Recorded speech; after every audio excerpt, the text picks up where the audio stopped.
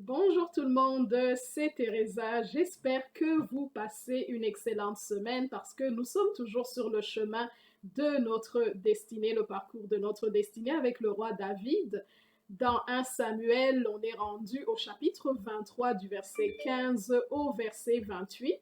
Mais juste pour faire un léger survol, on voit David qui était un simple petit berger qui est pressenti pour devenir le futur roi d'Israël. Mais à partir de ce moment, il va commencer à vivre des moments difficiles parce qu'il est pourchassé par Saül, qui était le roi qui était à ce moment-là sur le trône. Donc, on va voir David qui est pressenti pour être le futur roi d'Israël. Il tue le géant Goliath. On l'emmène au palais pour qu'il soit au service du roi Saül, mais Saül commence à le haïr parce qu'il y a des femmes, il y a le peuple qui commence à composer des chansons en disant que Saül a tué 1000, mais David a tué 10 000. Donc ça crée un genre de haine dans le cœur de Saül qui décide de le tuer. On voit David qui s'enfuit vers la ville de Najot où il va être accueilli par son mentor, la personne qui avait reconnu le don et le talent dans sa vie, qui avait reconnu le potentiel de David et qui avait oint à la demande du roi, à la demande de Dieu, qui avait oint David pour devenir le futur roi. Donc on voit David qui va aller se cacher à Najot, mais il doit devoir quitter Najot parce que jusque-là, il est poursuivi par Saül qui vient le rejoindre à Najot pour le tuer. Il va s'enfuir jusqu'à la ville de Nob, une ville de sacrificateurs, où il va recevoir du pain, un peu de quoi fortifier son corps afin qu'il puisse poursuivre la cavale.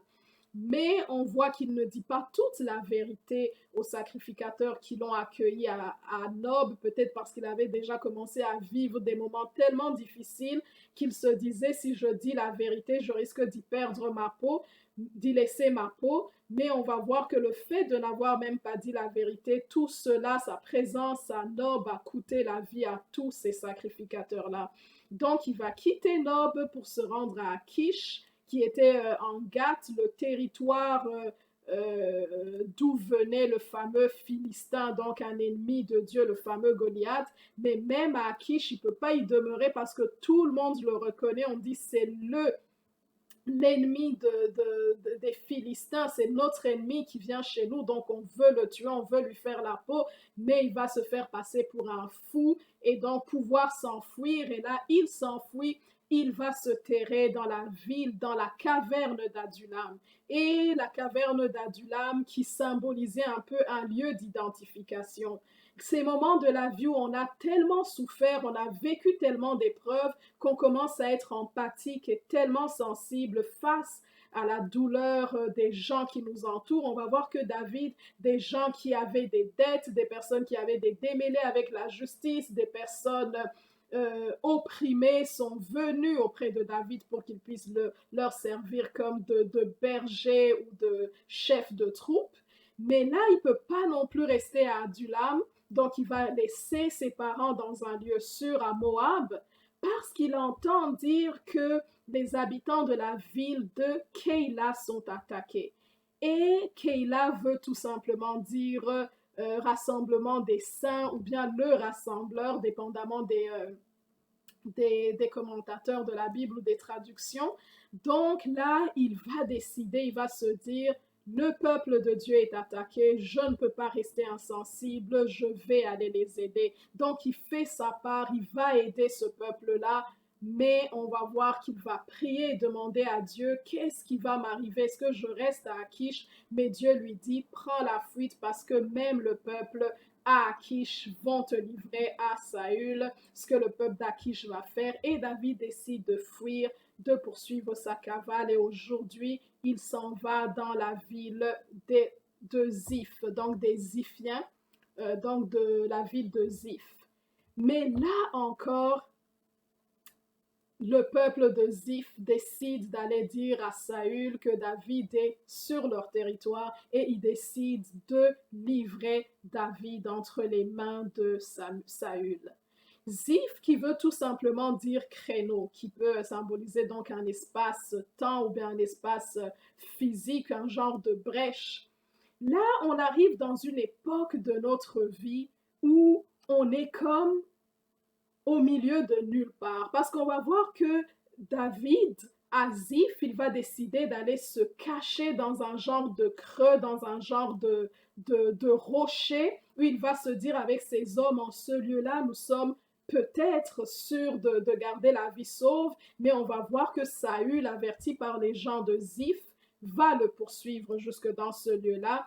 Et David va sortir, il va aller tourner, se cacher autour d'une montagne, mais ils sont encore terrés dans ce désert-là de Ziph qui a été fait comme un genre de creux, raison pour laquelle le territoire s'appelle même Ziph à cause de ce creux, de ce genre de créneau, de genre de rempart, mais qui était comme un genre de creux. Donc ils sont là, ils se retrouvent là en beau milieu d'un désert, et il y a Saül qui est là avec des troupes qui étaient beaucoup plus nombreux que la troupe de David. Il se trouve là en plein milieu du désert et à la merci de son ennemi.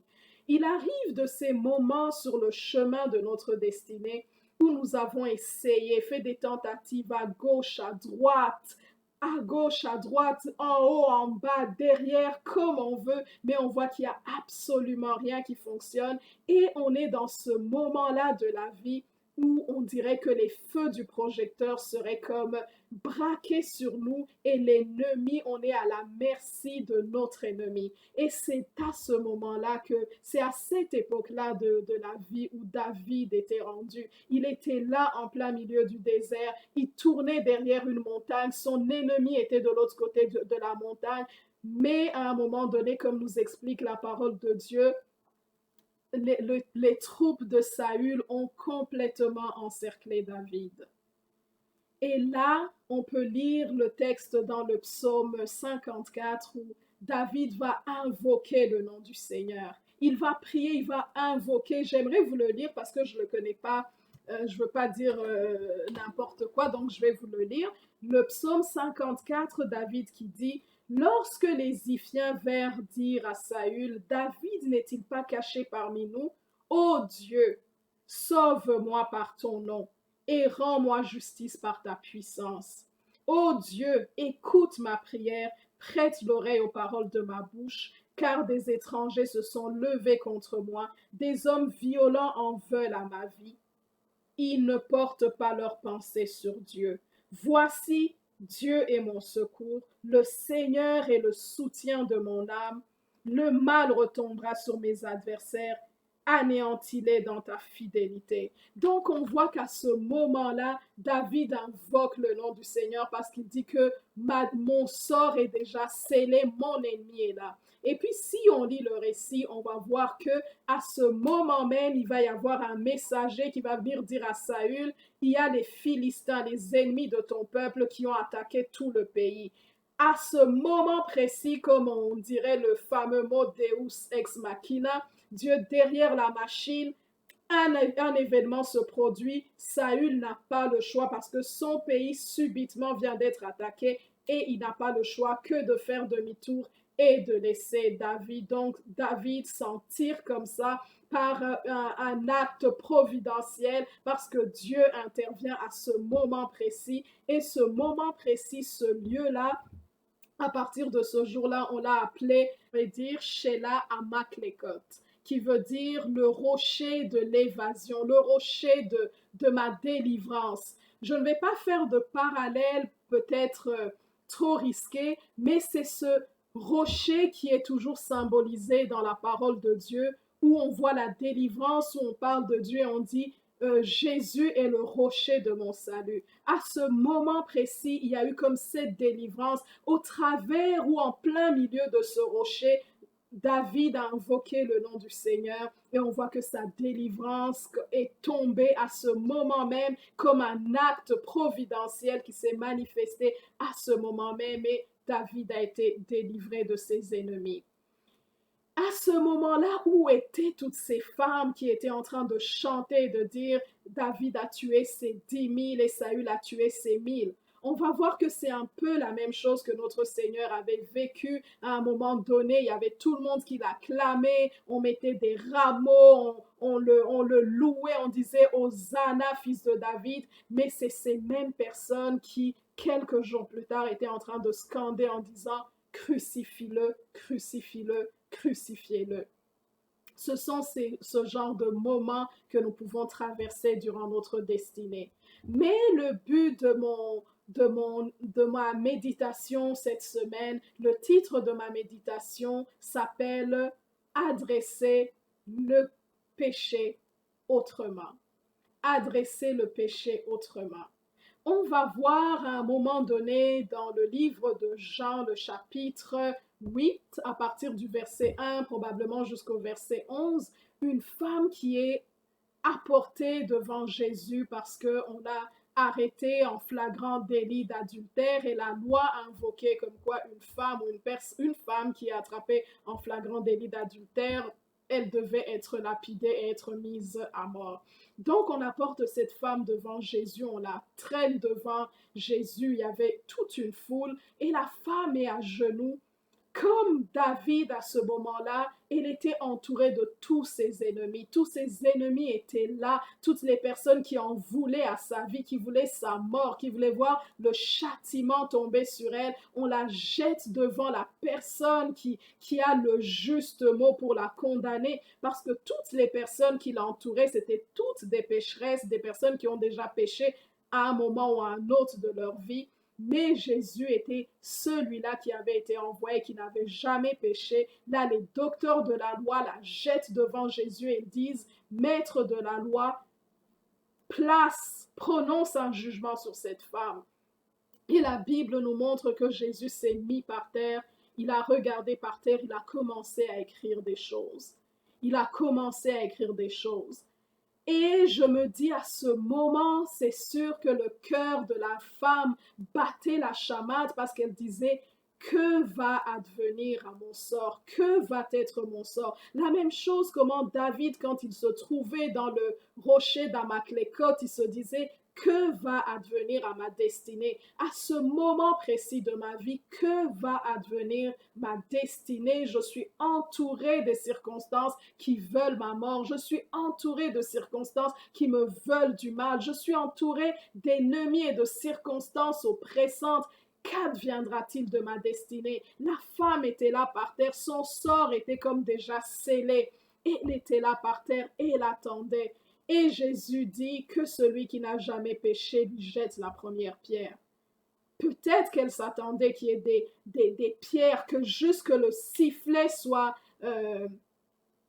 qu'il y ait un coup de sifflet pour qu'on commence à lui lancer des pierres. Donc, elle était déjà résignée, elle savait que son sort était scellé. Et pendant ce temps de silence où Jésus était en train d'écrire sur le sol, elle ne pouvait pas deviner ce qu'il se passait dans la pensée de Jésus. Donc, elle se disait, c'est sûr que ma mort est déjà signée, c'est sûr que ma mort est déjà arrêtée à ce moment-là. Et puis la Bible nous dit que ces personnes condamnés par leur propre conscience, un à un se sont retirés à partir du vieux jusqu'au plus jeune, ils ont quitté les lieux. Et Jésus s'adresse à la femme, il dit, est-ce qu'il y a quelqu'un qui t'a condamné? Y a-t-il quelqu'un qui t'a condamné? Elle dit, personne ne m'a condamné. Et il dit, moi non plus, je ne te condamne pas, va et ne pêche plus. Jésus est venu adresser le péché autrement.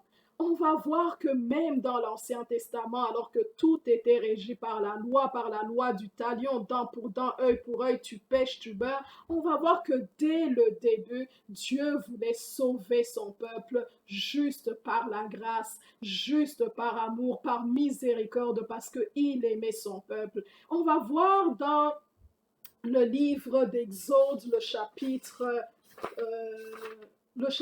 33, à partir du verset 21, comment Moïse va demander à Dieu, il va dire, fais-moi voir ta gloire, je veux voir ta face, je veux voir qui tu es, je veux savoir quel type de Dieu tu es, je veux savoir quel type d'individu tu es, montre-moi ta face, révèle-moi ton identité. Et Dieu qui lui dit, Moïse, tu ne peux pas, aucun être humain ne peut me voir face à face et vivre. Ce qui symbolise ma gloire, juste pour te démontrer la puissance de ma gloire, regarde le soleil dans les nues. Il n'y a personne qui peut fixer les yeux nus le soleil sans en être ébloui. Tu ne peux pas voir ma gloire et vivre. Mais il lui dit, mais il y a un lieu proche de moi Tiens-toi dans ce lieu-là. Tiens-toi dans ce lieu-là. Tiens-toi dans le rocher. Va te positionner dans le rocher. Et quand tu seras dans ce rocher qui symboliserait Christ, va te tenir dans ce rocher et dans ce rocher, je ferai passer sur toi toute ma bonté. Je ferai passer sur toi toute ma grâce. Je ferai passer sur toi toute ma miséricorde. Je mettrai ma main devant le rocher et je passerai comme ça, tu pourras me voir. Tu pourras me voir de dos, mais je vais mettre ma main. En plus que tu seras caché où tu te tiendras, tu seras caché où tu seras debout à côté dans le rocher.